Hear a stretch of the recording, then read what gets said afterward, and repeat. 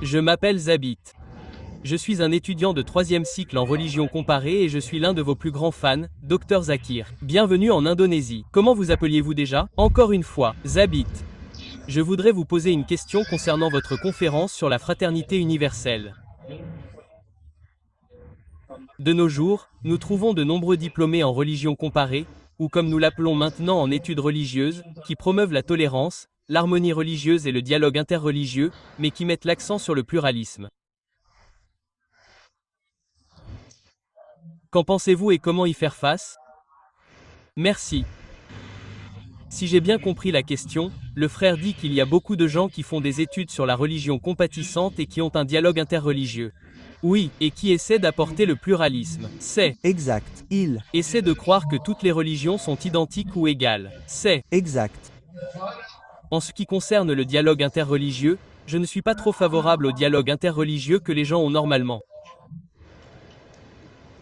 Ils ont un chrétien, un hindou, un musulman qui viennent et font l'éloge de toutes les religions.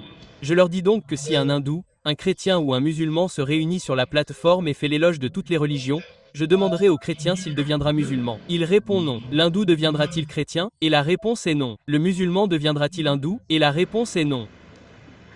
Je crois qu'il faut appeler un chat un chat. Je préfère parler de similitudes plutôt que de dire que toutes les religions sont identiques. Toutes les religions ne sont pas identiques. Il y a des similitudes. Ma formule est donc différente. Ce que je dis, ma formule est simple. Je dis, d'accord, vous croyez qu'un livre est la parole de Dieu. Ils disent oui. Les chrétiens disent que la Bible est la parole de Dieu.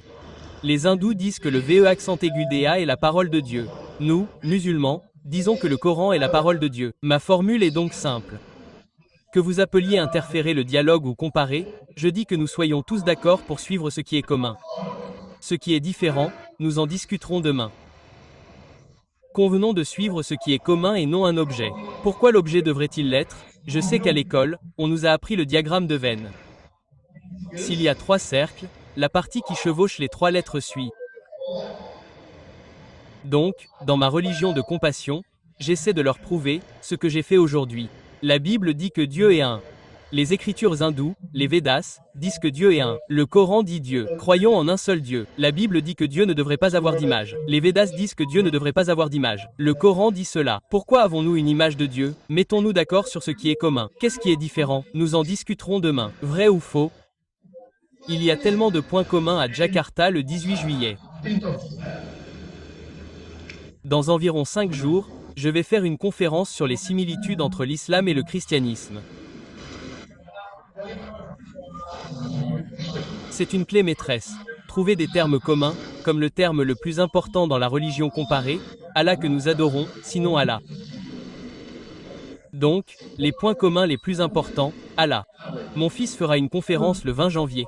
Le concept de Dieu, l'image, la religion. Le deuxième point commun, j'ai donné une conférence il y a 2 jours à Manalang. Muhammad sallallahu alayhi wa sallam, dans les différentes écritures religieuses du monde, il y a quelques jours, je dis, le plus important, un seul Dieu, numéro 2 Muhammad sallallahu alayhi wa sallam. Si vous lisez les écritures de toutes les grandes religions du monde, il est question d'un seul Dieu, il est question de sallallahu alayhi wa sallam.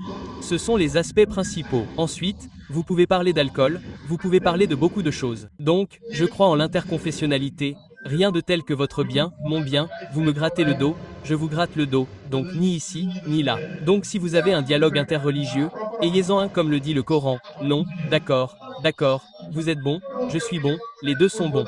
Mais vous êtes bon, je suis bon, les deux sont bons. Si les deux disent, alors vous devriez changer, c'est correct, c'est Correct. Je parle de similitude, nous devrions donc garder le Coran comme guide sur la façon de faire la dawa. Souvent, lorsque vous allez dans ces universités, il se peut qu'il n'y en ait pas. Malheureusement, j'ai été dans de nombreuses universités. Nous avons des doctorats en religion comparée. D'accord, une université musulmane. J'ai dit, frère, à combien de non-musulmans avez-vous parlé? Il a dit 0. Vous faites de la religion comparée depuis 4 ans, 5 ans. Vous n'avez parlé à aucun non-musulman. Que faites-vous pourquoi? À moins que vous ne vouliez devenir non-musulman. À quoi ça sert? Donc quelque chose est menaçant, quelque chose le pratique. Je suis un homme pratique, pas un homme D'accord. pratique. La dawa pratique, c'est que vous faites un doctorat en dawa et que vous n'avez parlé à aucun non-musulman. À quoi sert ce doctorat? Cela ne vous sera d'aucune utilité. Cela ne vous sera pas bénéfique non plus à Jannah. Si vous allez à Jannah, il ne vous y emmènera pas. Désolé. Nous devons donc prendre le Coran comme guide. Suivez les directives. Et j'ai donné un